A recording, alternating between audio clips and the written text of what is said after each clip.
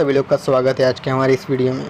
तो आज मैं आपको एनटीए के बारे में सारा जानकारी दूंगा कि एनटीए आखिरकार क्यों पेपर सही तरीक़ा से नहीं करवा पा रही है, वहाँ पे पेपर लीक क्यों हो रहा है, क्या यहाँ पे एनटीए का ही कमी है या फिर यहाँ पे सरकार की कमी है, आखिर एनटीए में क्या ऐसा दिक्कत है जिसके वजह से पेपर लीक हो रहा है एनटीए का। और रही बात करें सीबीएसई का, तो सीबीएसई जब एग्ज़ाम लेती थी पहले नीट पेपर तो लीक नहीं होता था। तो ये सब कंपैरिजन ये सब हम लोग जानेंगे आज। तो आपको मालूम होना चाहिए कि एनटीए जो कि है 2017 में बनाया गया था एनटीए को केंद्र सरकार के द्वारा, और उन्होंने एनटीए का स्थापना किया था। तो आपको यहाँ पर पता है कि पेपर छापने और सेंटर की निगरानी और रिजल्ट तैयार करने तक के लिए बाहरी लोगों के भरोसे एनटीए है, क्योंकि एनटीए एक तरह से प्राइवेट टाइप का संस्था है जहाँ पे कॉन्ट्रैक्ट बेसिस पे नौकरी पे आदमी को, स्टाफ को रखा जाता है और वो परमानेंट उनका जॉब नहीं होता है, और वो लोगों का कॉन्ट्रैक्ट बेसिस पे रहता है। 1 साल 2 साल काम करते हैं और उसके बाद वो चले जाते हैं। तो इस तरह से एनटीए पे काम होता है। एनटीए की बात करें तो पिछले साल एनटीए ने 1.33 करोड़ लोगों का एग्ज़ाम हेल्ड करवाया था, और वही अभी तक जून तक की बात करें तो 50 लाख से ज़्यादा स्टूडेंट लोग का यहाँ पे एग्ज़ाम एनटीए ने करवाया है, जिसमें से नीट का भी एग्ज़ाम था जहाँ पे पेपर लीक होने का शंका जताया जा रहा है अभी तक। एनटीए एक ऐसी सोसाइटी है जहाँ पे सिर्फ़ और सिर्फ 14 अधिकारी के भरोसे चल रही है। जाहिर है कि यहाँ पे 14 अधिकारी वाले संस्था जो देश की सबसे बड़ी परीक्षाओं कराने में यहाँ पे असंभव सा लगता है, और इसी कारण यहाँ पे पेपर भी लीक होने का एक कारण बन सकता है। इसलिए पेपर सेट करना से लेकर के छपवाना, सेंटर पे भेजना, सिक्योरिटी प्रोटोकॉल सुनिश्चित करना, फिर उसके बाद रिजल्ट तैयार करना, और उसके बाद काम आउट सोर्सेस बाहरी मदद पड़ताल, ये सब जो भी इसमें प्रोसेस होता है एग्ज़ाम में, ये सब करवाना पड़ता है एनटीए को, जहाँ पे सिर्फ 14 अधिकारी काम कर रहे हैं।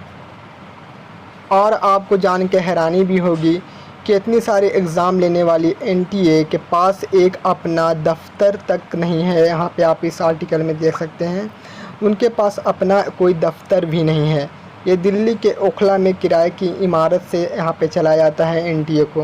तो आप कैसे उम्मीद कर सकते हैं कि ये जो सरकार है, ये जो संस्था बनाई है, इसमें सही से काम होगा। हालात ये है कि यहाँ पे OMR शीट की स्कैनिंग के लिए भी इसे इमारत किराए पे लेनी पड़ती है, क्योंकि एक प्राइवेट तरह का चलता है। मैंने आपको पहले ही बताया था, यहाँ पे कॉन्ट्रैक्ट बेसिस पे सारा चीज़ होता है। बताइए कि OMR शीट के लिए स्कैनिंग के लिए भी यहाँ पे इसको एक रूम किराए पे लेना पड़ता है, जहाँ निजी कंपनी रिजल्ट तैयार करती है। फिर वो भी निजी कंपनी जो होती है, जो प्राइवेट संस्था होती है, उसको से वो कम करवाया जाता है, OMR शीट स्कैनिंग करवाया जाता है। तो आप समझ सकते हैं कि सरकारी तो है नहीं, सरकार अपना जिम्मा से तो एकदम पल्ला झाड़ ली है और एनटीए को बना दी है 2017 में। और एनटीए है कि अपना जो मनमानी आता है वैसा करते हैं, या फिर एनटीए में इतना कमी है अधिकारी का जिसके वजह से ये यहाँ पे पेपर लीक हो जाता है। वही आप अगर देखें, जो एक ओखला में स्थित इमारत है नई दिल्ली में, जो ये इमारत आपको दिख रही है, आपको लग रहा होगा कि एनटीए का है, मगर यहाँ पे एनटीए का सिर्फ फर्स्ट फ्लोर जो सब ऊपर में है, सबसे ऊपर वाला फ्लोर, वही एनटीए का है। बाकी सब यहाँ पे कुछ और ऑफिस है। और वही बात करें फ़ीस के मामले में, तो आप लोग देख सकते हैं कि एनटीए को यहाँ पे एनटीए को एटीएम कहा गया है। आप लोग इससे अंदाजा लगा सकते हैं कि एनटीए ने 2024 की पहली छमाही में 4 परीक्षाओं से ही इतना फ़ीस कमा लिया, जिसको आप लोग देख सकते हैं कि 915 करोड़ पड़ जाता है। ये बात करें पिछले 6 वर्षों में, लगभग 4 करोड़ परीक्षाएँ ले चुका है, 4 करोड़ स्टूडेंट का। और 2023 में आप लोग देखें तो 1.33 करोड़ स्टूडेंट का परीक्षा ले चुकी है एनटीए। और ये जो नियम है कि कॉन्ट्रैक्ट बेसिस पे कर्मचारी यहाँ पे रहेंगे एनटीए में, ये किसी और ने नहीं बल्कि आपकी सरकार ने ही बनाई है। जो केंद्र में सरकार है उसी ने ये नियम को बनाया था 2017 में। अगर वही बात करें अधिकारी के मामले में, तो आप लोग जैसा कि मैंने आपको बताया था कि 14 अधिकारी हैं, जिसमें स्टाफ में डीजी सहित 14 अधिकारी यहाँ पे होता है एनटीए के स्टाफ के साथ। जिसमें आप लोग देखें तो अलग अलग तो सीनियर डायरेक्टर हैं, फिर यहाँ पे एक हैं वो, और यहाँ पे 2 डायरेक्टर हैं, फिर 2 जॉइंट डायरेक्टर हैं, फिर 3 डिप्टी डायरेक्टर हैं, 2 असिस्टेंट डायरेक्टर हैं, 2 सीनियर सुपरिटेंडेंट हैं, और डायरेक्टर एडमिन हैं।